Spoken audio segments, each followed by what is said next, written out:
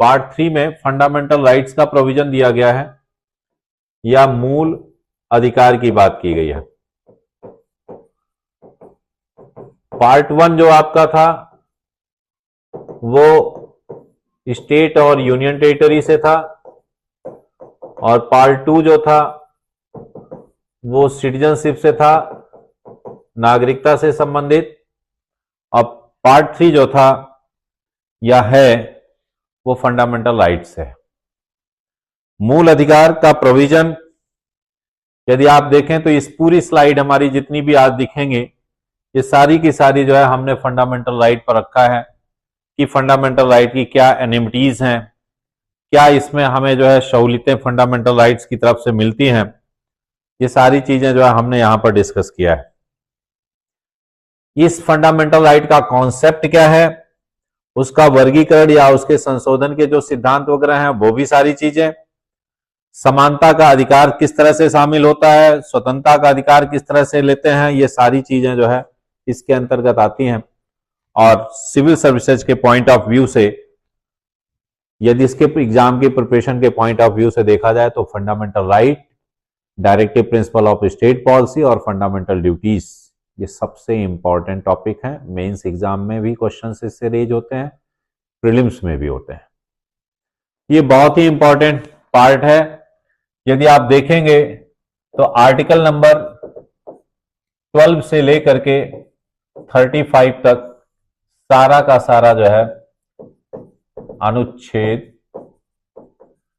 12 से लेकर 35 तक फंडामेंटल राइट का प्रावधान दिया गया है।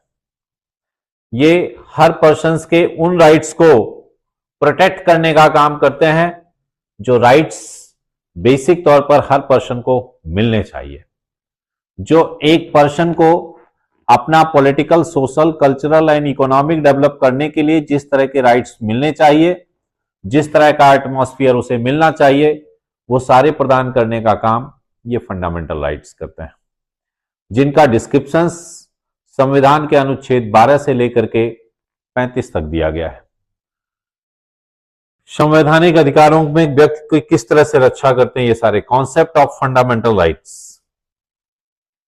नॉर्मल तौर पर देखा जाए तो फंडामेंटल राइट का जो अवधारणा है वो 1215 का यूके का मैग्ना कार्टा कहा जाता है, उससे लिया गया है। वहीं से फंडामेंटल राइट की इंटरनेशनल लेवल पर बात की जाती है।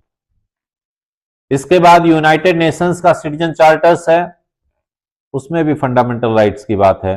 और यदि इंडिया की बात करें तो सबसे पहले फंडामेंटल राइट का प्रोविजंस नेहरू रिपोर्ट में आया था और यह नेहरू रिपोर्ट 1928 में लाई गई थी मोतीलाल नेहरू के चेयरमैनशिप में। तो ये सारा का सारा जो है फंडामेंटल राइट का क्रोनोलॉजिकल चेंज है। ये ऐसे अधिकार हैं जिसमें ह्यूमन बीइंग जो है फ्रीडम अवेल करेगा कॉन्स्टिट्यूशन का। इसेंशियल जो भी इंडिविजुअल्स के हैं मूल मानव स्वतंत्रताएं इसके अंतर्गत हैं, जो राज्यों की कार्रवाइयों से व्यक्तियों की सुरक्षा के लिए आवश्यक हैं। किसी भी स्टेट की जो भी एक्शंस लिए जा रहे हैं उससे जो है सिटीजन्स को प्रोटेक्ट करते हैं। फंडामेंटल राइट्स का सबसे इंपॉर्टेंट पॉइंट आप जानते रहें कि मौलिक अधिकार जितने भी हैं ये सभी के सभी नकारात्मक अवधारणा में हैं।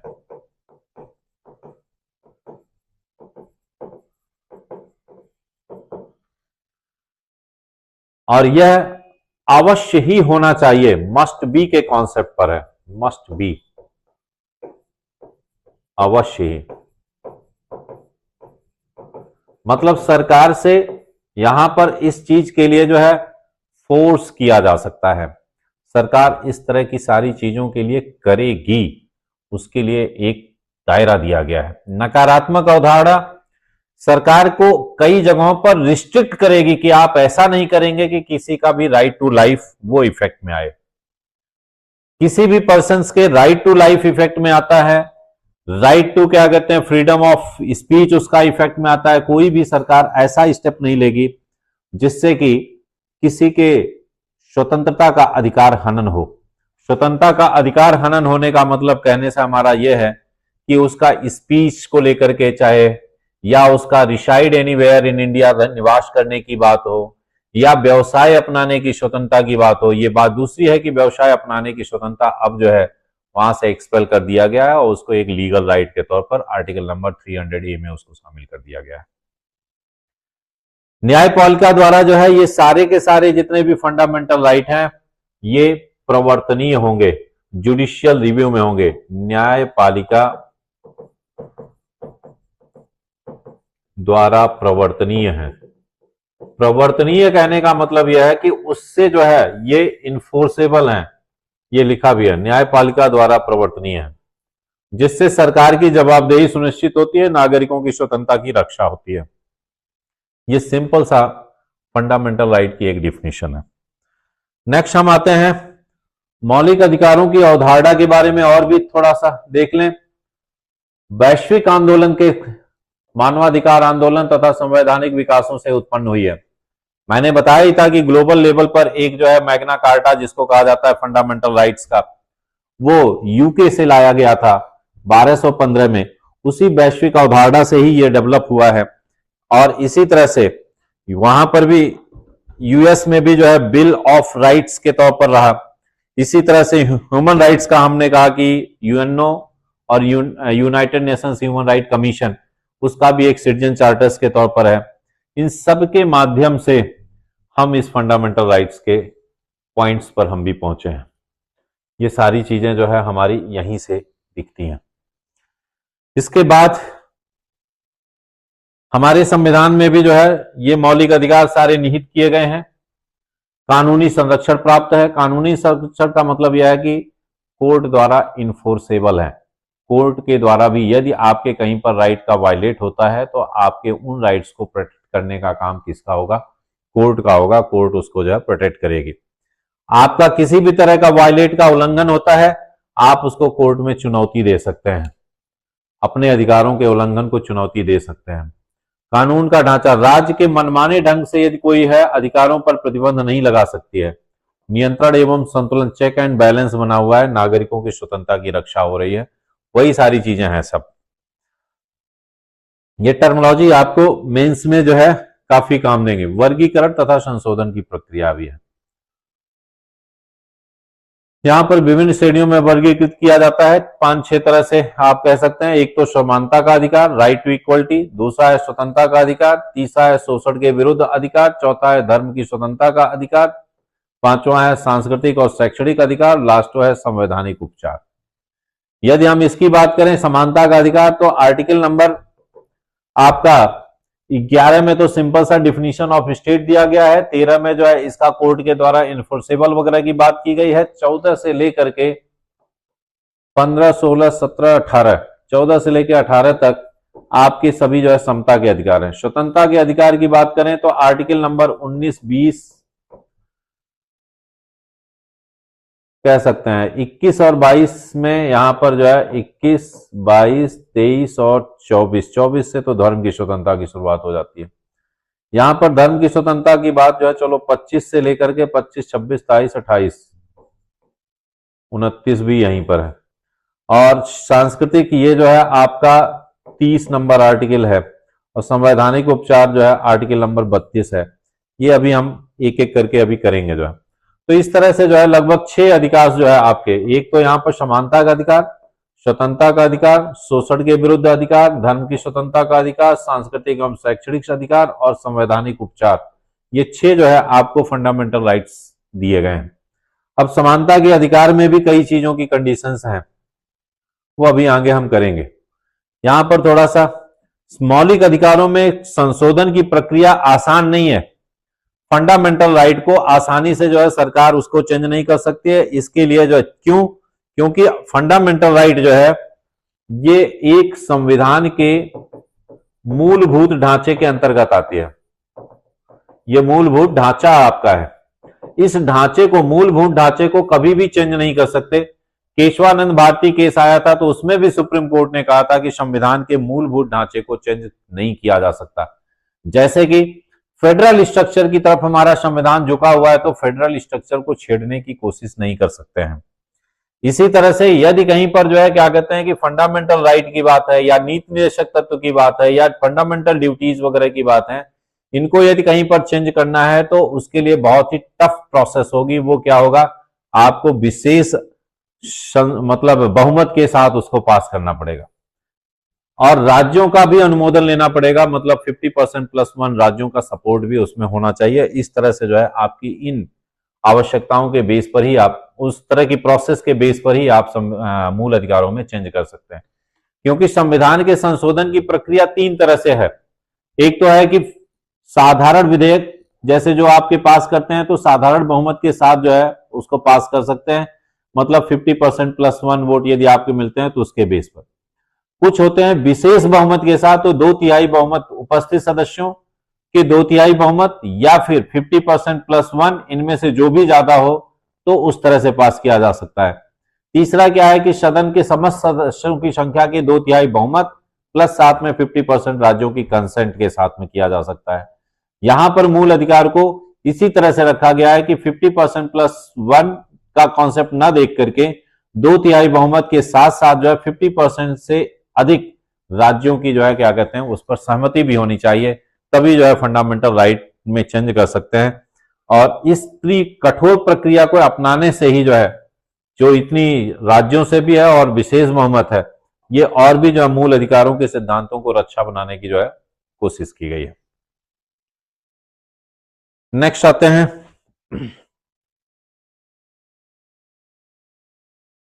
Amendment can expand restrict. संविधान संशोधन मौलिक अधिकारों का विस्तार, सीमांकन और स्पष्टीकरण कर सकते हैं। यद्यपि इनका उद्देश्य समाज की बदलती आवश्यकता के अनुरूप संविधान को अनुकूल बनाना होता है, फिर भी इनमें राज्य हितों और व्यक्तिगत स्वतंत्रताओं के बीच संतुलन बनाए रखना आवश्यक है। इस संदर्भ में न्यायिक समीक्षा की भूमिका भी महत्वपूर्ण होती है, इसलिए यह सुनिश्चित करती है कि संशोधन संविधान को मूल भावना के अनुरूप हो, किसी भी मौलिक अधिकार का अतिक्रमण ना हो। सिंपल सा वही जो अभी हम कह रहे थे कि कोई भी इस तरह का चेंजेस नहीं किया जा सकता जिससे कि आपका मूल ढांचा जो है वो इफेक्ट में आए। यदि ऐसा कुछ है तो हमने पहले ही कहा था कि ये जुडिशियल किस में आते हैं, रिव्यू में आते हैं। आपके उसके डिसीजंस को हमेशा जो है क्या कहते हैं कि वो जुडिशियल रिव्यू में रखा जा सकता है। यदि कोई ऐसा चेंज करती है सरकार तो कोर्ट उसकी जो है क्या कहते हैं कि उसको देख सकती है और उसका नल एंड वाइड डिक्लेयर कर सकती है, उसको शून्य घोषित कर सकती है।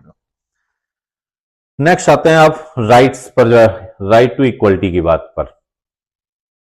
यहां पर राइट टू इक्वलिटी, इक्वलिटी का मतलब यह है कि समता का अधिकार। समता मतलब किस तरह से, हर तरह की क्षमता की बात की गई है। समता क्या है, आपको चाहे आर्टिकल नंबर 14 से लेकर 18 तक दिया गया है, वहां पर जो है आर्टिकल नंबर 14 में सिंपल सा कहा गया है equality before law and equal protection of law. आप कानून के समक्ष सब लोग समान हैं और समान जो है कानून का संरक्षण सबको प्राप्त है। अब इसमें कहने का मतलब क्या है कि इक्वलिटी अगेंस्ट लॉ, मतलब कानून के समक्ष, बिफोर लॉ जो है इक्वलिटी बिफोर लॉ, मतलब कानून के सामने सब लोग बराबर हैं। कहने का मतलब यदि मर्डर के केस में एक रिक्शा पुलर को जो पनिशमेंट मिलेगी वही मर्डर के केस में अंबानी को भी वही, यदि उन्होंने भी करेंगे तो उनको भी वही पनिशमेंट मिलेगी। वहां पर किसी के साथ किसी भी तरह का डिस्क्रिमिनेट नहीं होगा, किसी को पैसे के आधार पर इस तरह से उसको डिस्क्रिमिनेट नहीं किया जा सकता। जितना कानून का अधिकार एक कॉमन मैन का है उतना ही अधिकार सबका है। ऐसा नहीं है कि क्या कहते हैं कि स्पेशल प्रोविजन अंबानी और अडानी के लिए कुछ और बनाए जाएं और हमारे आपके लिए कुछ और बनाए जाएं। प्रोविजन सबके लिए बराबर होंगे जो है, ये यहां पर जो है कानून के समक्ष सबको समान तौर पर जो है ट्रीट किया गया है। ये चीज जो है एक है आर्टिकल नंबर 14 में। लेकिन यहां पर कुछ रिस्ट्रिक्शंस हैं। रिस्ट्रिक्शंस क्या है, राष्ट्रपति को इससे कुछ, राष्ट्रपति है, गवर्नर है, चीफ जस्टिस ऑफ इंडिया है, तो इनको जो है यहां पर कुछ विशेषाधिकार प्राप्त है। राष्ट्रपति को इक्वलिटी बिफोर लॉ के अगेंस्ट में जो है थोड़ा सा अलग राइट्स हैं। अब ये कह सकते हैं कि क्या इसका मतलब है, इसका सिंपल सा मतलब यह है कि यदि एक कॉमन मैन ने मर्डर किया है और राष्ट्रपति ने मर्डर किया है तो क्या राष्ट्रपति को पनिशमेंट नहीं दी जाएगी? बिल्कुल जो है क्या कहते हैं राष्ट्रपति को पनिशमेंट नहीं दी जाएगी। अब आप ये कह रहे हैं कि राष्ट्रपति को पनिशमेंट नहीं दी जाएगी, इसके मतलब वो तो बच जाएगा, ऐसा बिल्कुल नहीं है। यहां पर जो पनिशमेंट है उस पर्सन को दी जाएगी, राष्ट्रपति को नहीं दी जाएगी। मतलब पहले उस पर्सन को उस पद से हटाया जाएगा, हटाने के बाद वो भी एक कॉमन पर्सन होगा और उस कॉमन पर्सन को पनिशमेंट होगी।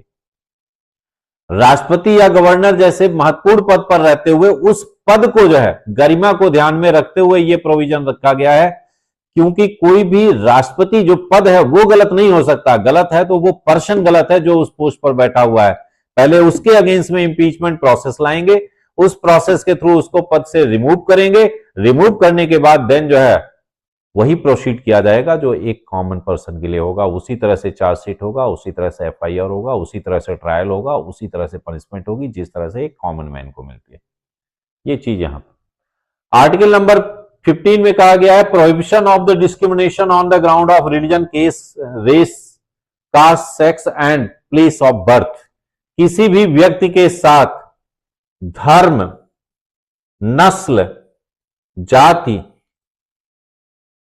लिंग, मेल या फीमेल या फिर जन्म स्थान के आधार पर भेदभाव नहीं किया जाएगा। मतलब no discrimination on the ground of the religion, race, caste, male female and place of birth. कौन सा पर्सन किस तरह का है? रेस क्या होता है? नस्ल। जैसे कि आप कह लें कि निग्रो लोग हो गए, निग्रो हैं, मंगोलाइड हैं, इस तरह की जो नस्लें होती थी उसके आधार पर किसी के साथ भेदभाव नहीं किया जाएगा। किस रिलीजन के हैं कि उसके बेस पर नहीं किया जाएगा, लेकिन कुछ स्पेशल प्रोविजंस, कंडीशंस को देखते हुए किया जा सकता है।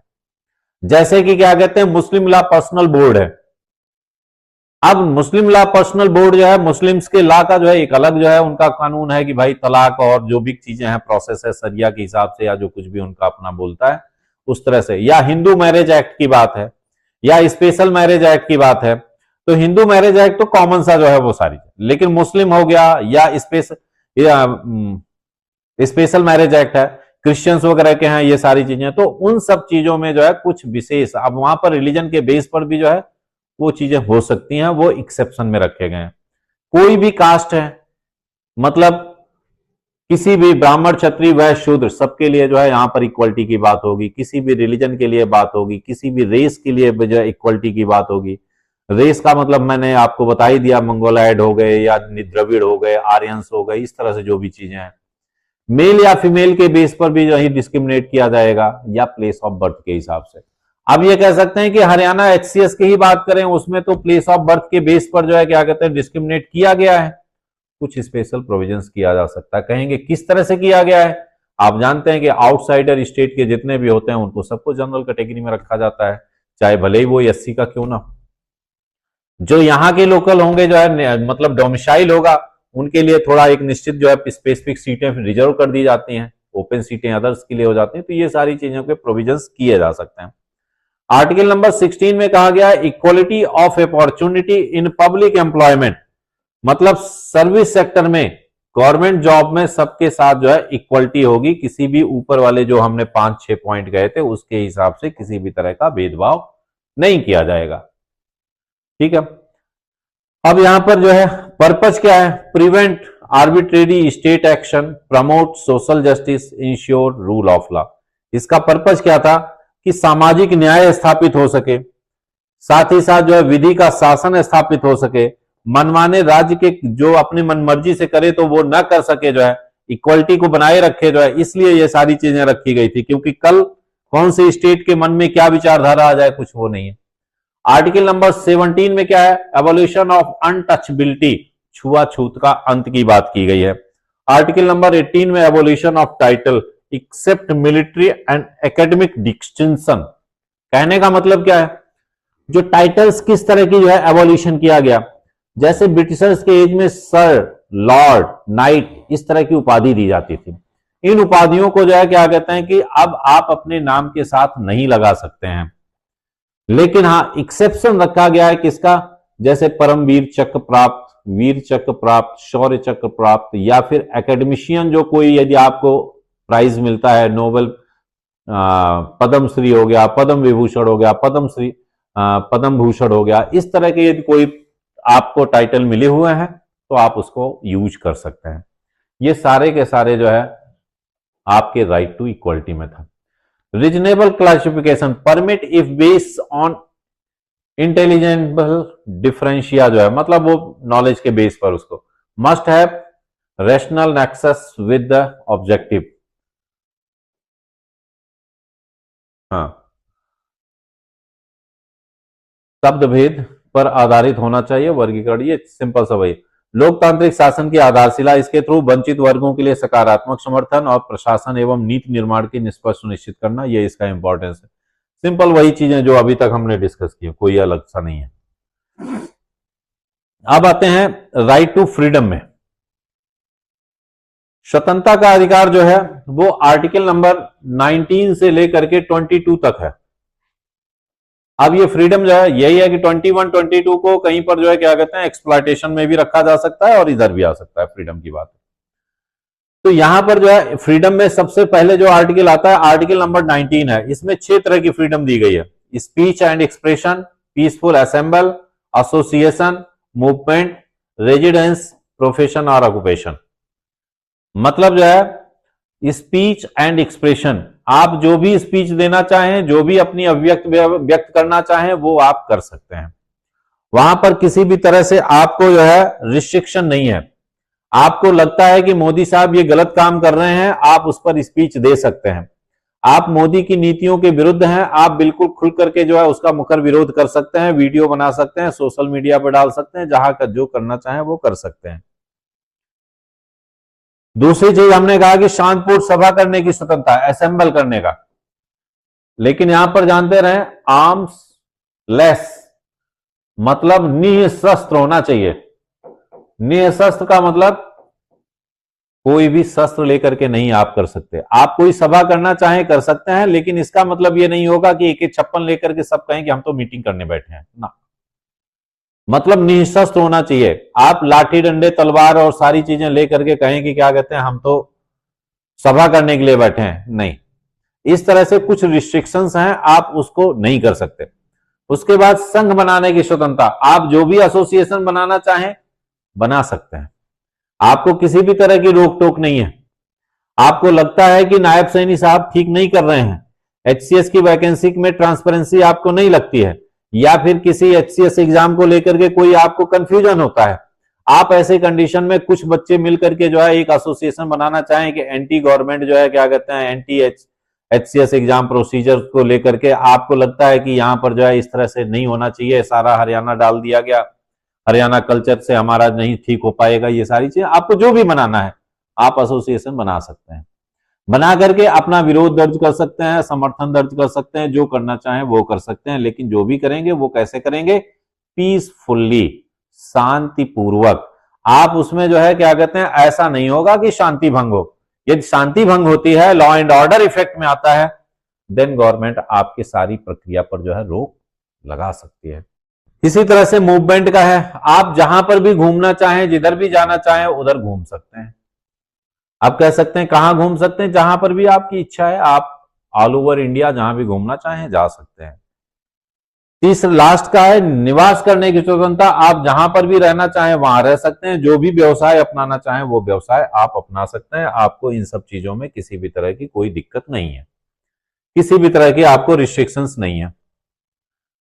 इसी तरह से आर्टिकल नंबर 20 में क्या है? Protection in respect of conviction of offence, आपको अपराध के विरुद्ध जो है क्या कहते हैं कि संरक्षण प्रदान किया गया है। अपराधों के लिए दोष सिद्धि के संबंध में संरक्षण, जब तक आपका दोष सिद्ध नहीं हो जाता है तब तक तो एक तो आपको जो है आरोपी कहा जा सकता है, लेकिन आप मतलब आरोप है आप पर लेकिन आप दोषी नहीं है। दूसरी चीज जो है आर्टिकल नंबर 21 में जीवन एवं व्यक्तिगत स्वतंत्रता का संरक्षण है। 22 में मनमानी, गिरफ्तारी और निरोध के विरुद्ध संरक्षण है। इन सब चीजों का उद्देश्य क्या है? व्यक्तिगत स्वतंत्रता की रक्षा करना, लोकतंत्र को बढ़ावा देना, राज्य की शक्ति के दुरुपयोग को रोकना, ये सारी चीजें इसमें है। लेकिन यहां पर मुझे आना था मेनली रीजनेबल रिस्ट्रिक्शंस आपके आर्टिकल नंबर 19 में। रिस्ट्रिक्शंस मतलब कुछ रोक है।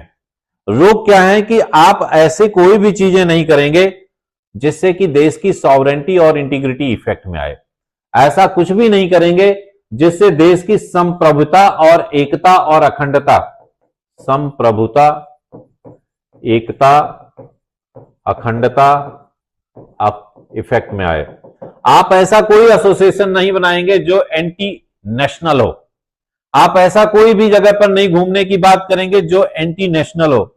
ऐसा कोई बात नहीं करेंगे जिससे कि नेशनल जो है क्या कहते हैं इंटीग्रिटी इफेक्ट में आने का डाउट हो। ऐसा नहीं हो सकता कि आप कल कहें कि हम तो ऑर्डिनेंस फैक्ट्री घूमना चाहते हैं, चलिए आप हमें ऑर्डिनेंस फैक्ट्री दिखाइए। नहीं, प्रोहिबिटेड एरिया जो गवर्नमेंट का है उस पर आप नहीं कर सकते। आप ऐसे कहीं पर भी नहीं निवास करने की बात करेंगे जहां से जो है देश की एकता और अखंडता प्रभावित हो। ऐसा कहीं पर कुछ नहीं करेंगे कि जिससे कि देश की सॉवरेंटी और संप्रभुता पर आंच आए। कोई भी ऐसा काम नहीं करेंगे जिससे कि पब्लिक मोरल ड्यूटीज जो है इफेक्ट में आए या पब्लिक मोरलिटी जो है वो डाउन हो। मोरलिटी क्या है? मतलब जैसे नैतिक मूल्यों का पतन दिखता हो। हमने कहा कि आपको व्यवसाय अपनाने की स्वतंत्रता है, प्रोफेशन अपनाने की स्वतंत्रता है। आप जो प्रोफेशन चाहें वो एडॉप्ट कर सकते हैं, आप जो व्यवसाय अपनाना चाहें वो कर सकते हैं। लेकिन इसका मतलब ये नहीं है कि कल आप कहें हम तो अफीम की रेडी लगाएंगे। क्यों? क्योंकि वो मोरल अगेंस्ट है। ऐसा कुछ भी नहीं करेंगे जिससे नैतिकता की बात, मोरलिटी की बात अलग हो, पब्लिक के अगेंस्ट में सारी चीजें। जहां पर सिक्योरिटी ऑफ स्टेट इफेक्ट में आए, स्टेट का मतलब यहां पर्टिकुलर राज्य की बात नहीं है, स्टेट का मतलब नेशन की बात है।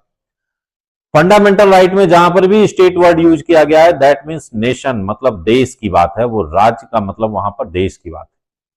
ऐसा कोई नहीं करेंगे कि जहां से देश की सिक्योरिटी जो है इफेक्ट में आती है, सिक्योरिटी ऑफ स्टेट इफेक्ट में यदि आएगा तो आपका वहां पर फ्रीडम ऑफ राइट जो है वो नल एंड वाइड डिक्लेयर हो। आपको फ्रीडम ऑफ स्पीच अच्छा है, स्पीच एंड एक्सप्रेशन पता है कि कर सकते हैं। आप मोदी साहब के खिलाफ में जो चीजें बोलना चाहें बोल सकते हैं, लेकिन ये सारी चीजों के लिए आपके पास तथ्य भी होने चाहिए, नहीं तो डिफेमेशन का केस भी लग सकता है। आप किसी के भी विरुद्ध जो भी कुछ बोल रहे हैं तो आपके पास फैक्ट्स होने चाहिए। ऐसा नहीं होगा कि आप अपनी फ्रीडम के चक्कर में जो है दूसरे की फ्रीडम को इफेक्ट में लाएं। जो है आपकी स्वतंत्रता वहीं पर रिस्ट्रिक्ट हो जाएगी जहां पर दूसरे की स्वतंत्रता जो है इफेक्ट में आनी शुरू हो जाती है। तो ये सारी चीजें, इसके रीजनेबल रिस्ट्रिक्शंस लगाए गए हैं आर्टिकल नंबर 19 पर। जुडिशियल एक्सप्रेशन जो है यहां पर जो है expand to include right to privacy, right to livelihood, right to dignity, ये आर्टिकल नंबर 21 में कवर होते हैं। आर्टिकल नंबर 21 में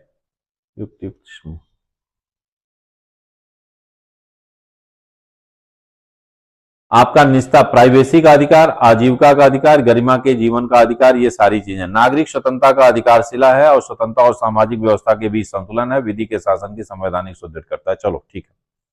आर्टिकल नंबर 20 में जो है हमने कहा था कुछ प्रोविजंस दिए गए हैं, जिसमें हमने कहा था क्या? Protection in respect of conviction of law.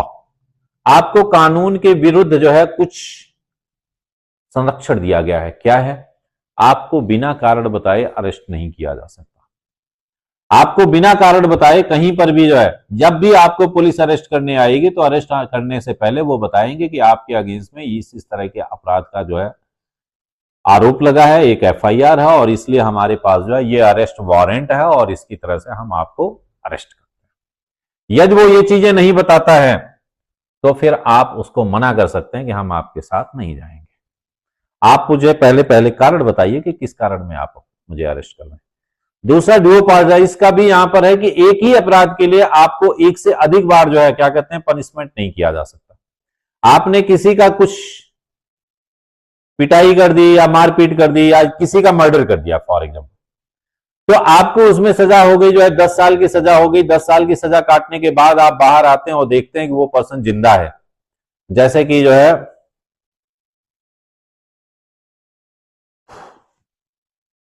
Amitabh की एक मूवी आई थी,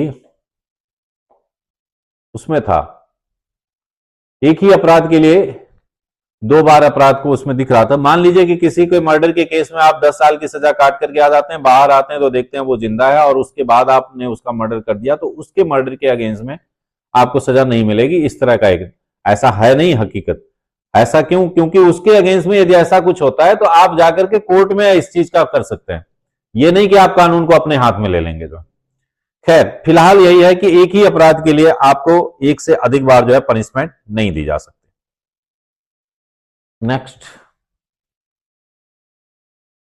आर्टिकल नंबर 22 में अभी और भी चीज, यहां पर हमने कहा कि निजता का अधिकार, आजीविका का अधिकार, right to life, livelihood, privacy और डिग्निटी, और यहीं पर जो है हम कह सकते हैं राइट टू लाइफ की बात है। जीवन का अधिकार, जीवन का अधिकार का मतलब यह है कि आपको हर मानक स्तर पर जो जीने का अधिकार आपको मिलना चाहिए वो दिया जाएगा। आपको स्वच्छ वातावरण, पानी और ये सारी चीजें जो है आपको उपलब्ध कराई होंगी। आपका उतना ही हक है जितना सबका है। अब इसके मतलब ये नहीं हो सकता कि क्या कहते हैं कि एक और भी वर्ड आता है, आप सुनते होंगे यूथनेसिया। नीदरलैंड में जैसे कि वहां के नागरिकों को यूथनेसिया का अधिकार दिया गया है, मतलब इच्छा मृत्यु का अधिकार। इच्छा मृत्यु का अधिकार जो है हमारे यहां नहीं दिया गया। इच्छा मृत्यु क्या है? यहां पर राइट टू लाइफ में है कि मतलब हमारा जीने का अधिकार है। जीने का अधिकार का मतलब यह नहीं होता है कि आज आपका जीने का अधिकार है, कल कहने लगो कि आज तो मेरे मरने की तमन्ना है। ऐसा नहीं कि आज हम मरना चाहते हैं, आप अपनी इच्छा से नहीं मर सकते। वही चीज इच्छा मृत्यु का अधिकार भारत में नहीं दिया गया है। इच्छा मृत्यु का अधिकार नीदरलैंड वगैरह में दिया गया है। अब आप कह सकते हैं कि इसके मतलब क्या नीदरलैंड में कोई भी कह सकता है कि आज मुझे मरना है? नहीं, ऐसा नहीं है। क्यों? वहां पर इच्छा मृत्यु जो है एक स्पेशल स्पेसिफिक कंडीशंस में है। कोई पर्सन किसी गंभीर बीमारी से जूझ रहा है, जैसे कि फातिमा जो बॉम्बे में थी जो है, वो तो फिलहाल अब एक्सपायर हो गई। वो नर्वस सिस्टम उसका पूरा ब्रेकडाउन हो गया था मॉलेस्टेशन के केस के बाद जो है। उसके बाद जो है क्या कहते हैं काफी समय तक 15-20 साल तक जो है वो बेड पर ही थी। ना उसे सुख का पता था, ना दुख का पता था, ना हंसना, ना रोना, ना किसी तरह से। ऐसी कंडीशन में जो है यदि ऐसा कोई है जो लाइफ जिसके लिए सरवाइव करना मुश्किल है, ना चल पा रहे, ना फिर पा रहे, कुछ भी नहीं, बेड पर कंटिन्यू, तो ऐसी कंडीशन में एक पिटीशन जो है कई बार जो है सुप्रीम कोर्ट में भी गया। इसी तरह वेंकटेश प्रसाद हॉकी के प्लेयर थे आंध्रा के, उनकी तरफ से भी आया था। तो उनके पेरेंट्स की तरफ से, जो भी उनके गार्जियन वगैरह थे, जो भी देखते केयर टेकर, उनकी तरफ से कहा गया था कि इन सब चीजों में, इस दर्द से गुजरने से बेहतर है कि इस जीवन से मुक्ति दे दी जाए। तो उस कंडीशन में जो है सुप्रीम कोर्ट ने कहा कि ये ठीक है, क्या कहते हैं कि ऐसा किया जाना चाहिए, लेकिन हमारे यहाँ का संविधान, हमारा कॉन्स्टिट्यूशन ये अलाउ नहीं करता कि किसी के राइट टू लाइफ को हम खत्म करें। जो है हमारे पास जो है इच्छा मृत्यु का देने का अधिकार नहीं है, इसलिए ये चीज नहीं होगा। वो आर्टिकल नंबर 21 में ही।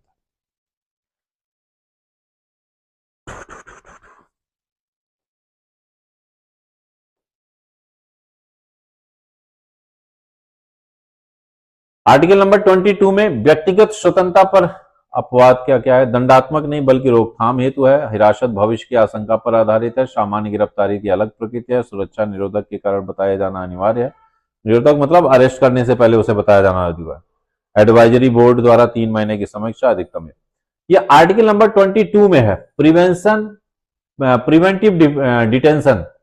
प्रिवेंटिव डिटेंशन मतलब किसी को अरेस्ट करने के पहले उसका कारण बताया जाएगा, और बताने के साथ साथ जो है यदि क्या कहते हैं कि किसी स्पेशल एक्ट में यदि उसको अरेस्ट किया जाता है, जैसे कि टाडा और पोटा या आजकल यूएपीए की बात है, तो ऐसी कंडीशन में यदि उस एक्ट में अरेस्ट किया जाता है तो उसका में भी जो है मजिस्ट्रेट की प्रेजेंस में उसको जो है अरेस्ट किया जाएगा, और 3 सदस्यीय बोर्ड होगा, वो उसको सर्टिफाई करेगा कि हाँ बिना इसके कारण के भी इसको अरेस्ट किया जा सकता है, तो उस समय किया जा सकता है। ये स्पेशल जो है खासतौर पर जो है टेररिस्ट एक्टिविटी वगैरह को कंट्रोल करने के लिए, उन सब चीजों के लिए यहां पर रखा गया है। उस कंडीशन में जो है आर्टिकल नंबर 21 में जो आपका राइट टू लाइफ है वो वायलेट हो सकता है आर्टिकल नंबर 22 के थ्रू। ये दोनों एक दूसरे के कंट्राडिक्टरी हैं। जहां पर 21 आपको लाइफ की बात करता है, 22 वहीं पर आपको डिटेन करने की बात कर सकता है, आपको अरेस्ट करने की बात करता है।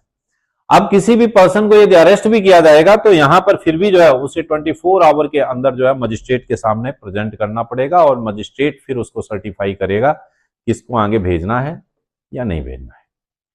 ये सारी